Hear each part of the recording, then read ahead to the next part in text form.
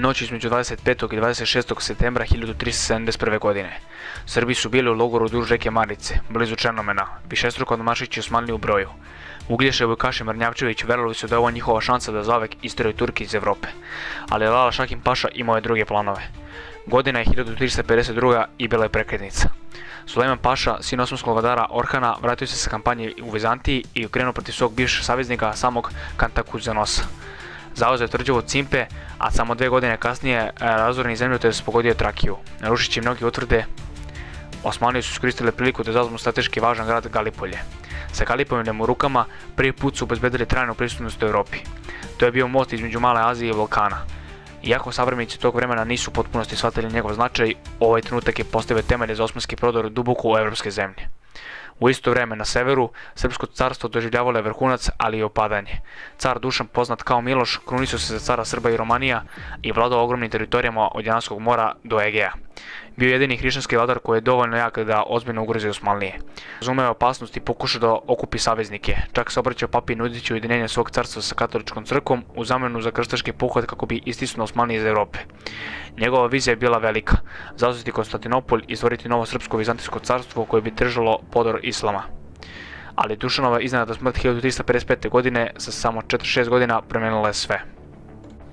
Njegov mlađi sin Uroš nasledio je presto. Poznat u tradiciji kao Uroš Slabiji nije imao snagu, autoritet ni odlučnost svog oca. Umesto centralizovanog carstva, Srbija je počela da se raspada u pola nezavisne feudalne države. Moćni velikaši poput Vojislava Vojinovića, a kasnije braća Vukašin i Ugljašća Mrnjavčevića, iskoristili su slabost cara da prošire svoju vlast. Formalno su dalje priznavali Uroša, ali u stvarnosti su delovi nezavisno. Srbija se pretvarala u mozaik supaničkih vlastodinstava bez jedinstvene politike i zajedničke odbrane. Dok se srpska država fragmentirala, Osmanlije su konsolidovale 1363. godine, a sultan Murad I stupio na presto i pokrenuo smelu ofanzivu u Trakiji. Osvojivši Adrianopolj, a kasnije poznat kao Edirne, Osmanlije su premestile prestonicu iz Burse, pravo srce Balkana. To je bio jasan signal da njihove ambicije su trajne. Osmanlijske snage, disciplinovane i vrlo pregodljive, neumorno su napredovale dolinom reke Marice, osvajajući Filipopolj i učvršćujući se kao novi gospodari regiona. Suprotno tome, hrišćanske države Balkana ostale su podeljene. Vizantija je tonula dublje u unutrašnje sukobe, Bugarska se raspadala u subornička područja, a u Srbiji je dinastija Nemanjića i vlast Uroša propadala. Čak i moćni braća Mrnjavčević na jugu, Vukašin i Uglješa, više su mislili o jačanju svoje dinastičke pozicije nego o formiranju jedinstvenog fronta protiv neprijatelja. U međuvremenu, osmanski pljačkaši devastirali su bogate balkanske zemlje. Pljačkali su srpske i vizantijske teritorije, čak i svete manastire na Svetoj gori, unoseći zlato i blago da finansiraju buduće osvajanja. Po prvi put, Osmanlije nisu bili samo na strani osvajači iz Azije, već stalna sila na evropskom tlu. Ravnoteža moći na poluostrvu se menjala. U takvom svetu rodila se bitka na Marici. Osmanlije su svakog dana jačali dok su se balkanske države bile uništene rasnom podelama. Braća Mrnjavčević odlučila su da deluju, okupljajući svoje snage kako bi udarili na Osmanlije pre nego što bude prekasno, ali pogotovo da će se boriti sami. Severni srpski gospodari odbili su da im se pridruže, zapadno hrišćanstvo ostalo je tiho, a Vizantijsko carstvo je bilo suviše slabo da se brine. Tako sukob između dve potpuno različite vojske hrišćanskih snaga Srbije i disciplinovanih osmanskih trupa postao neizbežan. Jeseni 1371. godine sudbina Balkana odlučena je na obalama reke Marice. Dvoje braća, kralj Vukašin i despot Uglješa Mrnjavčević, izdigli su se kao najjači gospodari u raspadajućem srpskom carstvu. Sa Urošem Slabijim i bez potomstva praktično su postali vladari južnih zemalja, od Makedonije do Egeja. Za razliku od mnogih rivala, prepoznali su osmansku opasnost. Godinama smo sadali kako pljačke devastiraju njihove teritorije. Sele se pale, manastiri pljačkaju, a čitave populacije odvoze u ropstvo. Uglješa je posebno vidio da, ako se ne pruži otpor, Osmanlije će uskoro dominirati Balkanom. Odlučan da deluje, Uglješa je tražio saveznike. Obratio se Vizantiji, ali carstvo uništeno sopstvenim problemima nije ponudilo ništa. Na kraju se obratio bratu. Zajedno Vukašin i Uglješa okupili su svoje snage. Hronike upisuju vojsku da je bilo oko 20.000 ljudi, ogromna vojska po standardima tog vremena, iako se brojke razlikuju. Neki izvori, posebno osmanski, uvećavaju broj da bi naglasili pobedu, dok se drugi sugerišu da je bio manji. Ipak, malo je sumnje da su braća marširala sa jednom od najvećih vojski koje je region vidio u tim godinama. Njihov plan je bio Smion, prijeći Trakiju i udariti direktno na Adrianopolj, novu osmansku prestonicu. Ako bi uspjeli da zauzmu grad, vjerovali su da će osmansko uporište u Europi srušiti. Vreme je izgledalo savršeno, sultan Murad je bio na kampanji u Maloj Aziji i nije mogao da svrati trupe preko mora na vreme. Samo mali osmanski garnizon čuvao evropske teritorije. Za Srbe trenutak je izgledao kao šansa da promeni istoriju. Na osmanskoj strani komanda je bila u rukama Lale Šahin, prvog Beglerbega Rumelije. Njegove snage su bile skromne, možda samo nekoliko hiljada ljudi. Neki grčki istoričari, poput Laonika Halkokonidilesa, tvrde da je Šahin imao na raspolaganju jedva 800 vojnika. Bez obzira na tačnost ovog broja, sigurno da su Osmanlije bile višestruko najrešeniji. Suočeni sa hrišćanskom vojskom višestruko većom od njih, znali su da ne mogu rizikovati otvorenu borbu na polju. Umjesto toga, Šahin se oslonio na lukavstvo, brzinu i elemente iznenađenja. Srpska vojska marširala nedeljama kroz Trakiju, konačno stigavši do reke Marice. Dana 25. septembra logovarali su se blizu čela Černomen. Vojnici iscrpljeni dugim putem postavili su šatore i odmarali, verujući da Osmanlije su suviše slabe da im se suprotstave, zanemarili su propisnu sigurnost. Straže su bile retke, logor raširen, a disciplina opustala. Pala noć, a s njom i smrtonosna prilika. Lala Šahin iskoristio je trenutak. Pod okriljem tame sakupio svoju malu vojsku i tiho se približio spavajućem logoru. Da stvori iluziju ogromne vojsci, njegovi ljudi nosili su po 2 baklje svaki. Iz daljine pokretna sveta davala su utisak ogromne vojske koja nadolazi na Srbe.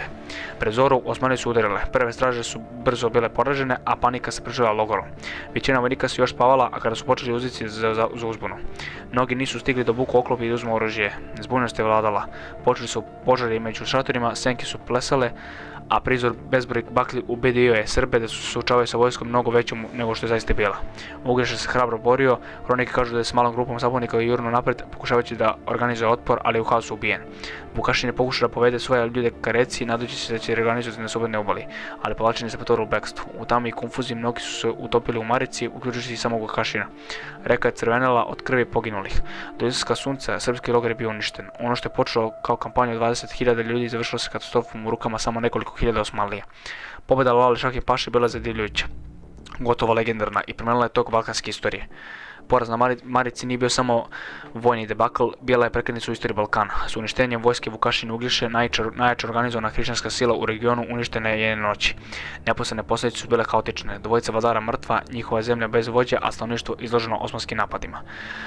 Za srpsko carstvo posljedice su bile katastrofalne. Car Uroš već bez autoriteta sada izgubio svoje najmoćnije vazale. Samo nekoliko mjeseci kasnije u decembru 1371. godine umre bez naslednika. Nekada je jedinstvena srpska država fragmentirala se u suparnička knježevstva. Zetu pod porodicom Balšić, Rašku pod knezom Lazarom, Kosovo pod porodicom Ranković, a druge teritorije su rasprejačali lokalni gospodari. Umjesto da su jedine protiv rastuće osmanske pretnje, ove manje države su se ogranile sebi, svaka boreći se za sopstveni opstanak. Osmanlije su ovu propast iskoristile bez milosti. Vakuum moći u Makedoniji i Trakiji omogućio im je pogotovo neometano napredovanje. Gradovi koji su nekada pripadali braći Minavčević brzo su pali pod osmanski uticaj, bilo osvajanjima ili postojeći vazali. Lokalni gospodari, videvši besmisao otpora, često su se predavali i plaćali danak u zamenu za očuvanje svojih zemalja. U roku od decenije veći deo Južnog Balkana bio je čvrsto pod osmanskom kontrolom. Psihološki uticaj je bio podjednako snažan. Bitka je poljulila poverenje balkanskih vladara. Ako moćna vojska od 20.000 ljudi mogla biti uništena od strane nekoliko hiljada Osmanlija, kakvu znadu su imali manje vojnici. Strah se širio poput požara, a sa njim i oklevanje, podala i rezignacija. Hroničari tog vremena opisivali su Maricu kao božju kaznu, upozorenje da strani hrišćanski poredak propada. Širi region također je posjetio posljedice. Vizantija već senka nekadašnje moći shvatila je da više ne može računati na balkanske saveznike za zaštitu. Bugarska će uskoro suočiti sa Osmanlijama na granicama, dok će Mađarska sve više bila zabrinuta za pretnju sa juga. Ipak čak ni sa ovom njena ujedinjena fronta se nije pojavila. Fragmentacija Balkana nakon 1371. godine učinila je kolektivni otpor gotovo nemogućim. Dugoročno, bitka na Marici otvorila je put za velike osmanske pobjede koje su sledile. Sa Makedonijom pod kontrolom Osmanlije su mogli da šire dublje u Srbiji i Bugarsku. Manje od 2 decenije kasnije knez Lazar će se spati na kosovskom boju, tj. na Kosovu 1389. godine, ali se senka Kosova počela je na obalama Marice. Kulturalno sjećanje poraza opstalo je vekovima. Srpska epska poezija sačuvala je tragediju i vraća njihove osuđene vojske. Prisjećajući se noći kada je reka pila krv umjesto vode. Generacijama Marica je simbolizovala i hrabrost pad srpske vlastelinstva, opominjujuća priča o ambiciji uništenog zbog oholosti i razdora. Na kraju bitka na Marici učinila je više od uništenja vojske. Slomila je posljednju nadu u jedinstvenu balkansku odbranu, otvorila je kapije Evrope Osmanlijama i označila početak novog poglavlja u istoriji, vremena kada će sultani iz Burse, a kasnije iz Sarigada držati vlast na zemljama koju su nekada vladali carevi i kraljevi.